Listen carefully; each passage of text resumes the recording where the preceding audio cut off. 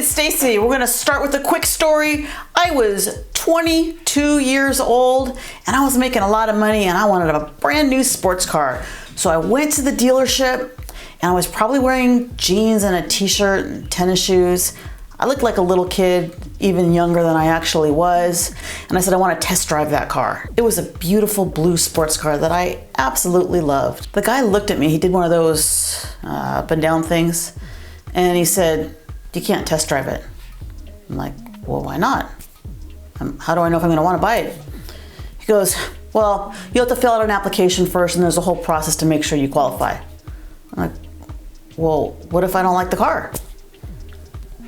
It's just our policy, you can't test drive it. I knew that he was doing that because of the way I looked and I was young and I was kind of dressed super casual. So I left. I went to the next dealership and I said, I want to test drive that car. And they gave me the keys and I test drove it and they had me fill out some paperwork to make sure I qualified. And they called me a few hours later. They said, congratulations, you qualify for a lease, which is going to make your payment lower. I was like, yippee! I came by, I got my car, and I felt like I was on top of the world. One time, I even got pulled over and the cop actually admitted he just wanted to see my car. So a few months went by and I was looking at my credit cards and I was in a position where I was making good money, but I spent every penny that I made and then some. I literally put so much on my credit cards that I spent more money than I made. And when I say I spent money, it was not for necessities. I went to pretty much every concert that came out. I went out to eat all the time with my friends. We were constantly doing things, going out every night, taking trips, and I actually spent money as if I had an unlimited amount of money. Now, I was making decent money and I was doing well at work, but I was not living beneath my means at all. I was living like I was some kind of rich person with the way that I spent money. Well, one day I looked at my credit card bills and I was $30,000 in debt.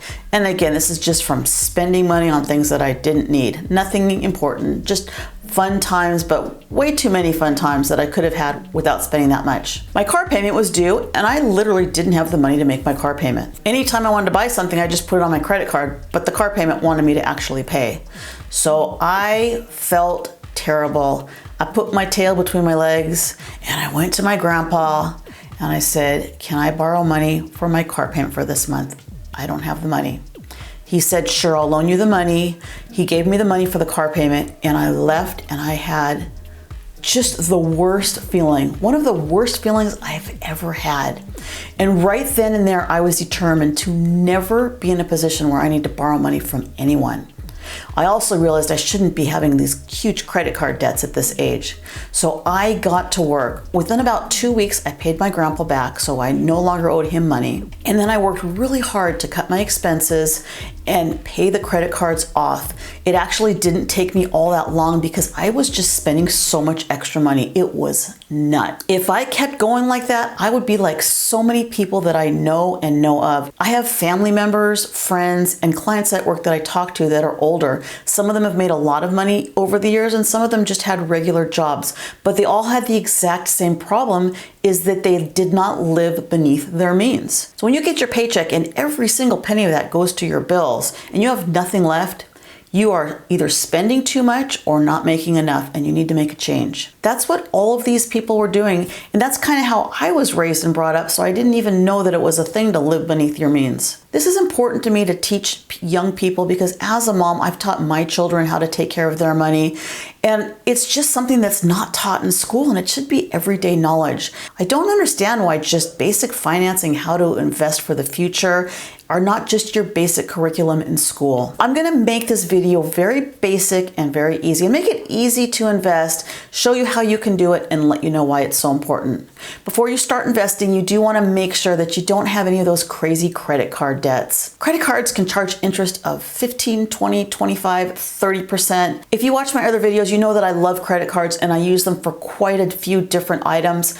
But I never look at the interest rate because I never have a balance. I get the bill at the end of the month, I pay it off on time so there's no late fees, and there's no balance. If you use credit cards and you do that as well, the interest rate on the credit card won't matter. But if you have a balance, it matters. So first you want to get all of your high interest loans paid off. If you have a mortgage with a low interest, or your car payment's got kind of a low interest, or student loans with low interest, it's not so urgent to get those paid off. But if you have a huge credit card debt or a personal loan or something, I would say over 10 or 15%, that's something that you just want to get paid off. The next is you need to have an emergency fund. This is pretty well known. Most people have heard you need to have at least an extra $1,000 in case something comes up, some kind of an emergency. The exact dollar amount will vary from person to person, but as a very minimum, you want to have an extra $1,000 sitting around in case something comes up like a flat tire or some sort of an emergency in your life. Depending on your lifestyle and your financial situation, you might want to get more. You're also going to want to work towards having some extra money set aside in case something happens, like you lose your job. I've heard anywhere from having 1 month to 1 year set aside in your savings. And I'm not going to give you the exact amount of time. I've always had to have about 2 or 3 months, but I do have other money that I can get to. So it's going to be whatever makes you comfortable. So one of the reasons that it's so great to invest is compound interest. Let's say you invest in the stock market where you own a little bit of a company. You could invest in Facebook or Google or Tesla or Johnson & Johnson or pretty much any company that's listed on the stock market, and you own a little portion of that company. You can invest in individual stocks, and in order to do it properly and make good returns, it does take quite a bit of time, and you need to do a bit of studying and researching. So this video is not about that. You can invest in a broader investment, which will include the stock market or bonds or different sectors, and you don't have to do a lot of work, and it's already managed for you. And that's kind of what I'm going to talk about in this video. So one of the easiest ways to invest is if you work for a company and they offer a 401k, is to invest in your 401k. There's a little debate about how much you should invest, but pretty much everyone agrees that you want to invest at least what your employer is going to match. The way the 401k works, it takes a percentage of your money out of your check and it gets invested for you. It's going to go into an investment firm, and you're basically going to be able to choose which investments you'd like to put that in. A lot of the employers will match what you put in there up to a certain percent. So for example, if they match the first 3% that you put in, you definitely want to put in at least 3% of your income. That's getting a 100% of your money right off the bat. One nice thing about the 401k that I love is they take the amount of money that you've invested for the whole year and they subtract that from your income, and you do not pay taxes on it at the end of the year. The money is going to grow and compound, and when you take the money out, you will pay taxes on it at that time. If you're making a lot of money, you could possibly be in a lower tax bracket when you take the money out, but either way, it's gonna grow and you'll have more money. One huge benefit of putting a lot of money in your 401k, or the maximum, is your current tax savings. And then it'll grow and you'll be able to take it out when you're older, and you will be paying taxes on it at that time. Once you have your money in your 401k, you're gonna usually select which investments you want. I'm gonna just give you the easiest one.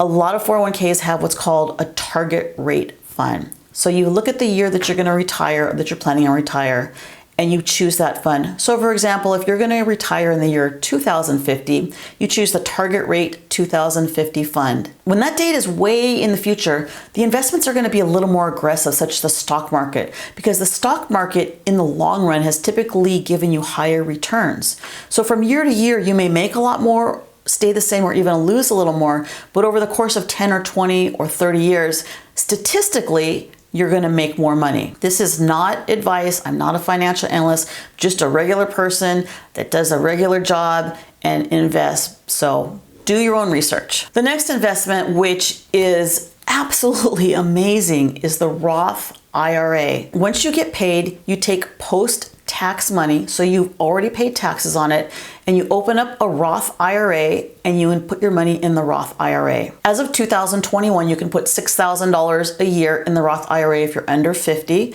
and $7,000 if you're over 50. So if you put the maximum in and you pay monthly, it's about $500 a month. Now here is where the magic happens. You put your money in a Roth IRA and it grows and it grows and it grows and it grows. Now remember, you already paid taxes on it. And when you go to take that money out, you get that money tax-free.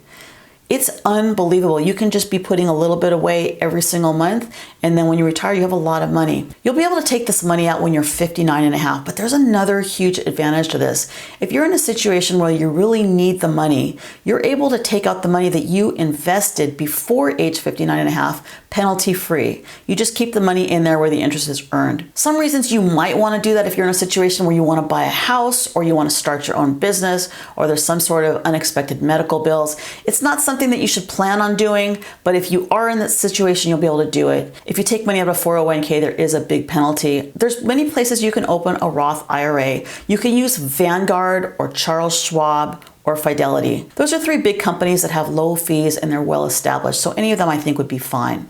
Once the money's in the Roth IRA, you need to figure out where you want to invest it. A lot of the Roth IRAs will have the same target rate fund where you can pick the year you're going to retire, and that'll just kind of do all the work for you. If you're young and you have a long time and you want to be a little more aggressive, you might want to invest more money in the stock market. Vanguard has a fund called VOO. And what that is the top 500 stocks. So it's the top 500 biggest companies. You're just investing a little bit in each one. That fund has averaged over 13% a year over the last 10 years. So typically you're going to make a lot of money in the long run based on past performances, but that is no guarantee. If you invest $500 a month in your Roth IRA, starting at age 20, at age 60, you will have $2,678,184.96 tax-free. That is incredible. If you start at age 30 and you invest $500 a month in your Roth IRA, at age 60, you will have $995,688.84. And these are estimates based on 10% annual returns, which is pretty typical over the long run. The third way you can invest is a brokerage account. Again, I like Vanguard, Charles Schwab, and Fidelity. When you invest with a financial advisor or in a fund that's managed, you're going to pay a fee. Most funds have returns that are lower than the S&P 500, which is the top 500 stocks. You can invest in a fund with low fees that's going to mimic the top 500 companies. And overall, in the long run, you are probably going to have better returns. When you're looking where to invest, you want to look on the website. So for example, if you look at VOO in Vanguard, you want to click on the expense ratio, and that's going to tell you how much money you're going to pay. Right now, the expense ratio on that is 0.03, which means you pay 0.03% of your money to invest. A lot of financial advisors charge 1% or even higher, and they will often give you lower results on your money than what's going with an index fund or an ETF. Fidelity has one that's called FXROX. It's the total stock market, and that one has a 0% expense ratio. When you're looking at the funds online, you can take a look and see how they've done in the last year, 5 years, and since inception. It'll tell you about what percentage they're returning, and you can also see where they're invested. You can also do sector funds where it basically is a certain sector of the economy. This is something that I wish I was taught in school, and I wasn't. I was contributing to my 401k when the market crashed, and it really didn't take that long for it to hit $1 million, because as you're increasing your money, you're making interest on the money that you've made interest on, which is compound interest. Any of these are important. You definitely want to live beneath your means. If you want to just set one of these up and then not think about it, this is a great way to go. If you're the kind of person that doesn't want to think about money all the time, and you don't want to have to worry about it and look at your investments, and you have other things in your life, let's say you're creative, or you want to spend time with your family, or you have a job or a business or a hobby, and you don't want to be spending all your time and energy looking at the stock market every single day, this is the way to do it. Choose one of these funds, make sure the expense ratio is low, go with the solid company, put in a steady, consistent amount every month, every week, or every set period of time, and then forget it. Don't look at it as the market goes up and down. It's not going to matter for years to come. Being stressed out about money is just the worst feeling ever. And I can tell you because I've been in that situation. Now that I'm in the situation where I don't have to stress out about money, I live beneath my means, I'm set for retirement, it's such a relaxing feeling. I can now do whatever I want and think about other areas. And if I want to think about the money part, I can, but I don't have to.